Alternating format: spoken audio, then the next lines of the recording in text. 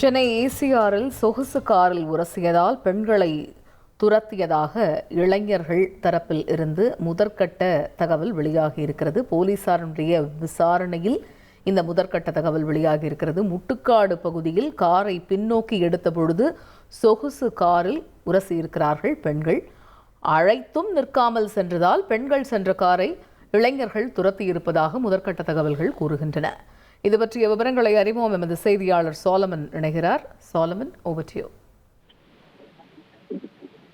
கடந்த 25ஆம் தேதி இரவு அந்த காணத்தூர் பகுதியை சேர்ந்த பெண்கள் சிலர் கார்ல நின்ற போது ஒரு 2 காரில் வந்த சில இளைஞர்கள் அவர்களை மிரட்டுவது போன்ற வீடியோ காட்சிகள் சமூக வலைதளங்கள்ல வைரலாகி பெரும் அதிர்வலை ஏற்படுத்தி வருகிறது. குறிப்பாக பெண்களுக்கு பாதுகாப்பு இல்லை என பல கட்சிகள் இதற்கு கண்டனங்கள் தெரிவித்து வரும் நிலையில இது தொடர்பாக பாதிக்கப்பட்ட பெண்கள் இது தொடர்பாக காணத்தூர் காவல் நிலையத்தில் புகார் ஒன்றை அளித்துள்ளனர்.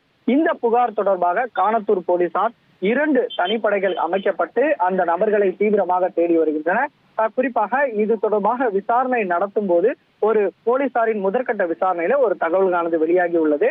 அதாவது கடந்த 25ஆம் தேதி இரவு பெண்கள் அந்த முட்டுக்காடு மேம்பாலத்தை போட் ஹவுஸ் பகுதியில நின்றிருந்த போது அப்போது காரை அவர்கள் ரிவர்ஸ் எடுக்கும் போது பின்னால் நிறுத்தப்பட்டிருந்த அந்த சொகுசு கார்ல, அதாவது கொடி பொருத்திய அந்த சொகுசு கார்ல இவர்கள் மோதி விட்டதாகவும் அதற்கு அந்த காரில் இருந்த இளைஞர்கள் இந்த பெண்களை அழைத்த போது இவர்கள் நிற்காமல் காரை எடுத்து கொண்டு வந்ததால அந்த இளைஞர்கள் இந்த பெண்கள் சென்ற காரை துரத்தி சென்று அவர்களை மடக்கி திட்டியதாகவும் தகவல்கள் வெளியாகி உள்ளது.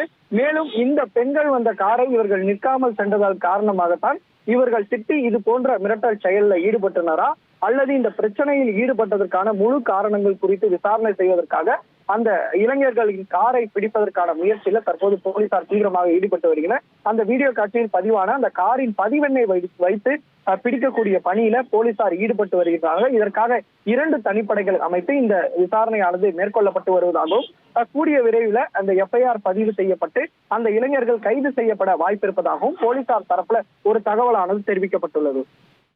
தகவல்களுக்கு நன்றி சோலமன். செய்திகளை உடனுக்குடன் தெரிந்து கொள்ள உடனே சப்ஸ்கிரைப் பண்ணுங்க.